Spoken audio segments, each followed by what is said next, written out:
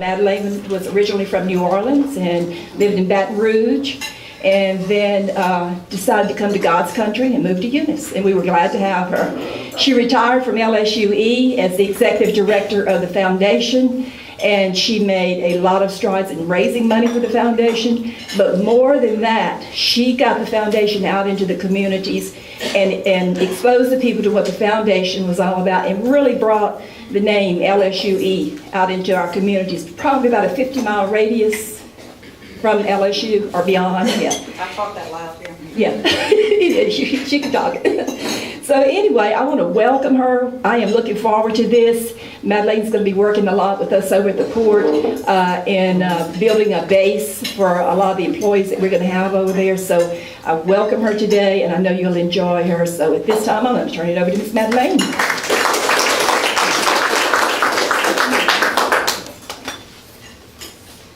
First, I just want to tell him, oh, got that right? You said keep it right in front of me, right? Nikki, you gave God a big order there, asking him to fill me with words of wisdom, because he's been trying to do that for over 60 years. I don't know how successful he's been, but thank you. Thank you, Lynn, for the invitation, and I'm glad to be here and seeing a lot of old friends and meet some new ones. Once when my youngest daughter was sick in bed with a childhood illness, she called out and asked my mother to bring her some cup of tea. Now, my mother was only too happy to do that. She delivered the tea in a delicate porcelain cup, because to my mother, if you put tea in a mug, that was blasphemy. That was a mortal sin. But my daughter shook her head and said, no, that's not what I want. She said, I want some cup of tea. So my mother was confused, and she called me in the room, and I said, sweetie, Grandma brought you a cup of tea. What is it you want? Finally, between her crying, she made herself clear. She had heard all of us moving around the house, and she was alone in her bedroom feeling lonely and neglected. What we finally understood was what my 3-year-old wanted and needed was some company. So now my mother's been gone for over 20 years now, and that little girl who wanted company now has her own little companion that follows her around, and I get to be the grandmother that goes over there now and prepares cups of tea. But in the parade of generations, we know life is never static. Change is inevitable. And although we understand that we love our solitude, we also love company, don't we? And we have to balance that need. We're in a fast-paced world. Nobody would argue with that. We're always hurry up, go, go, go, fast food, fast pace. We're late for work. We're late for meetings like this. We get overtired. We get overstressed. We get overstimulated, and we're strained to the point of bursting sometimes. And we long for solitude. We want to go to a place where we can retreat, because we talk sometimes to too many people every day. And we're too busy, and we find ourselves overextended at the end of the day and exhausted. But likewise, we are social creatures, and we look for the company of other people. We want to be with people who really listen to us, who really share with us some similarities. We long to interact with people who have the same memories as we do and share those memories. But we're kind of like porcupines, aren't we? We want that warmth and comfort of company. Then when we get too close, we repel each other with our quills and back off. And we go back to our solitude. So those two states, solitude and company, they both bring us happiness, and they both depend on many variables. But there's one constant between both of them, and that's communication. Whether we're engaging in intrapersonal communication, which is talking to ourselves, and yes, that's normal, and yes, everybody does it, or interpersonal communication, which is talking with other people, we cannot not communicate. And I know that's a double negative, and if you're a teacher, I apologize, or an editor, but we cannot not communicate. Listen Here, the company that I started after I retired last year, has been a dream of mine since I went back to grad school in 2005. I graduated from the University of Louisiana at Lafayette because I have a passion for teaching, and I love to talk, which is a second passion, well, probably my primary passion, okay? So last year when I retired, I took steps toward making that company a reality. Now listen here, H-E-A-R. Obviously that's a play on words, but it sums up the most basic communication skill on which I focus in every training session I present. Listening, a skill I will always need to perfect. And show of hands, how many people out there think they need to perfect their listening skills? Okay. I don't think anybody would argue with that. We spend a disproportionate amount of time in our education system and in on-the-job training, teaching young adults and working adults how to speak, how to make presentations. But we spend very little time teaching them how to listen mindfully, listen actively. So what good is it if you have a good presenter or a good speaker if no one hears them, if no one listens to them? And like my daughter's story that I shared, my mother and I heard her, but we didn't understand her. We didn't really listen to her plea for company. She wanted to be included in the conversation. That's all she wanted. And who doesn't want to be included in a conversation? And what person sitting in this room today who's an employer wouldn't want their employees to know how to listen to one another, listen to them, and listen to their customers and clients? It's such an important skill, so important. So what do communication researchers mean when they talk about communication climate? What they're talking about is the social tone of the relationships of the people involved in any organization. Quite simply, how do the people in any organization feel about one another? How do they get along with one another on the job? And what distinguishes a positive communication climate from a negative climate? Well, a short and accurate answer to that would be, climate is determined upon the degree to which the people who work together feel valued. So it isn't so much what we communicate as how we communicate it. It's how we speak, how we act toward one another. So communication climate depends on many things. It depends on perception that we have of ourselves, the perception we have of other people, how they perceive us. It depends a lot on nonverbal communication. It depends on our emotions, and it depends on language. Real quick question here. How many people would agree with the statement, words have meaning? Raise your hand if you agree with that. If you don't agree with it. Well, the silence has it. Those that didn't agree and didn't raise their hand. Words don't have meaning. Words are just symbols. We are meaning-making machines. People put the meaning into words. So language is very important. Have you ever thought about why we call businesses a company? If you look at the word company and you look at its origins, it's from the late Latin word companie. I'm not going to even attempt to pronounce it. I'm thinking something like compagnie. But that word really means companion, one who we break bread with. Think about how you interact with your workplace colleagues. Think about how you break bread with them over coffee breaks, over shared lunches, in groups like this, during happy hour when you're happy to be off and the drinks are half price, and you get to talk about things that happened today. We're happy to be together, mostly, and it's hard to deny that a bond exists between people who work together, and it's basic to every organization's culture. Breaking bread with our work colleagues kind of seems easier because we all share a common language. We understand the jargon that goes along with being working in a pharmacy, for instance, working in a nonprofit, working for a newspaper. There's jargon that's part of every company, every business that we do. So on a job, everybody also understands there are a lot of unwritten norms and a lot of rules and values that you just come to know about. For instance, if your boss gives a crawfish boil and he puts casual dress, you show up in sandals and cutoffs and everybody there is in business casual, you're feeling pretty embarrassed, aren't you? Why didn't somebody tell me that that's what he meant? So it's kind of like speaking a foreign language when you first get on a job and you don't really know the ropes, so to speak.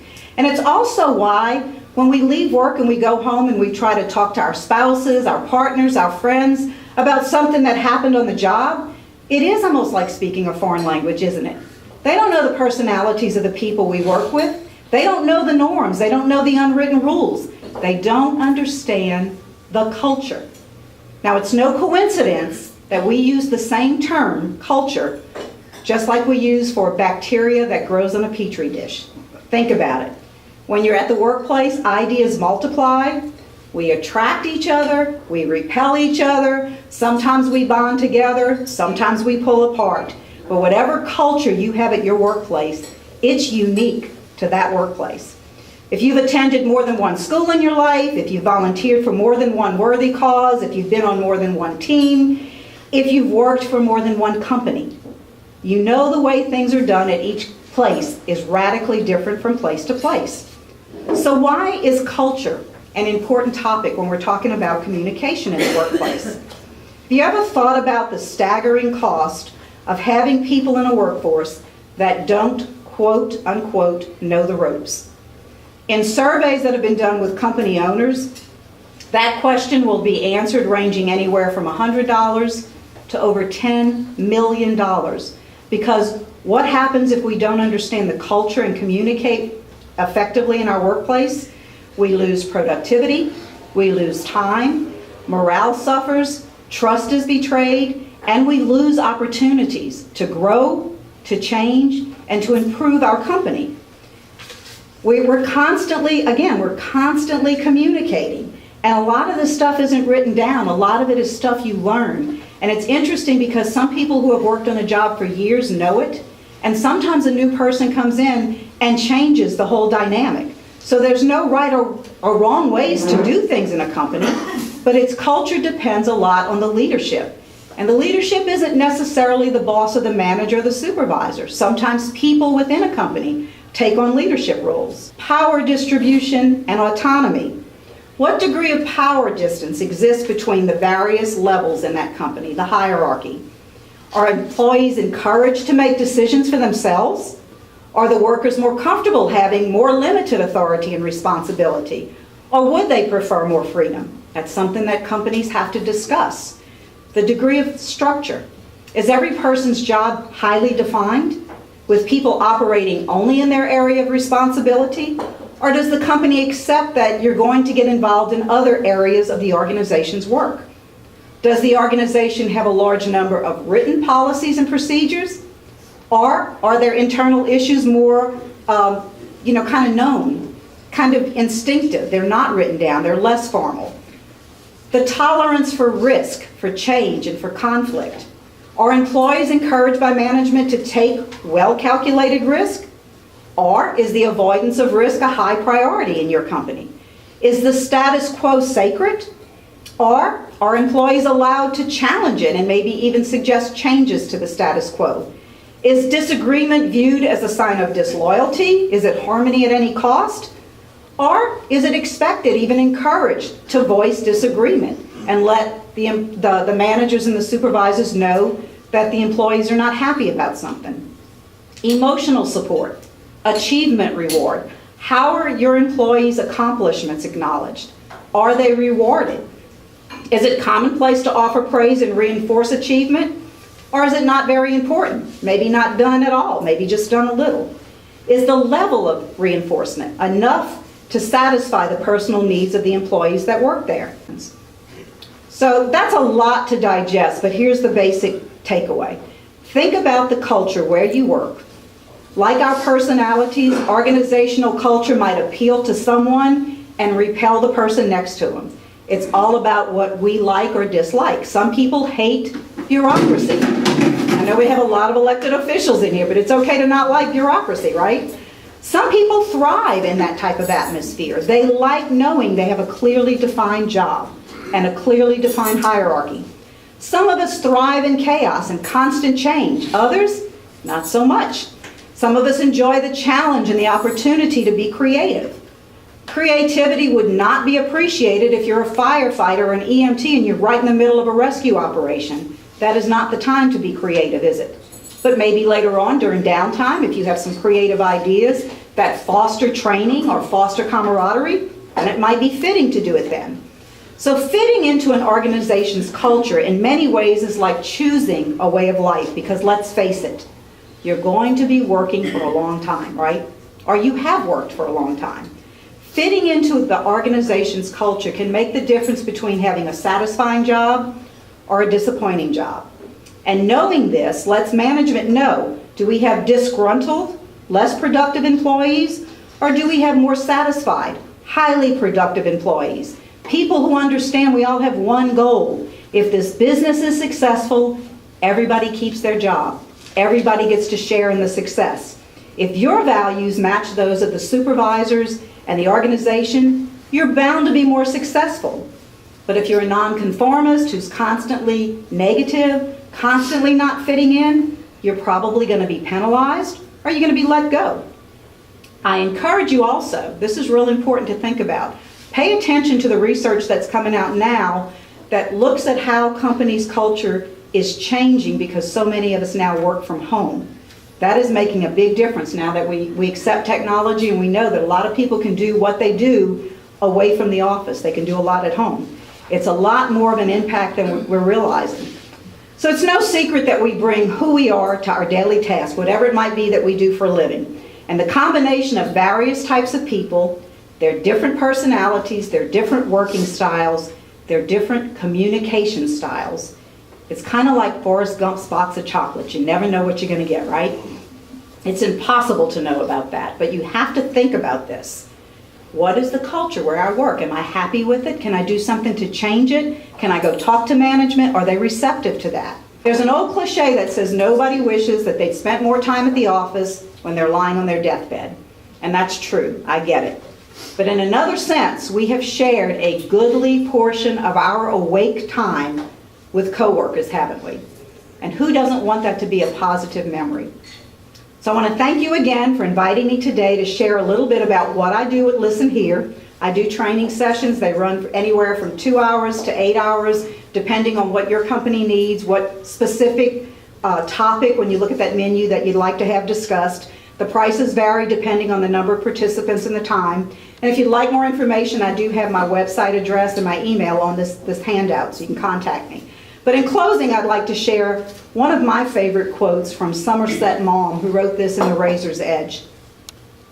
For men and women are not only themselves, they are also the region in which they were born, the city apartment, or the farm in which they learned to walk, the games they played as children, the old wives' tales that they overheard, the food they ate, the schools they attended, the sports they followed, the poets that they read, and the God that they believed in. It is all these things that have made us who we are. And to that I would only add, it is also what we did for a living. And it's also what we said that was worth listening to and who we listened to and valued. Thank you.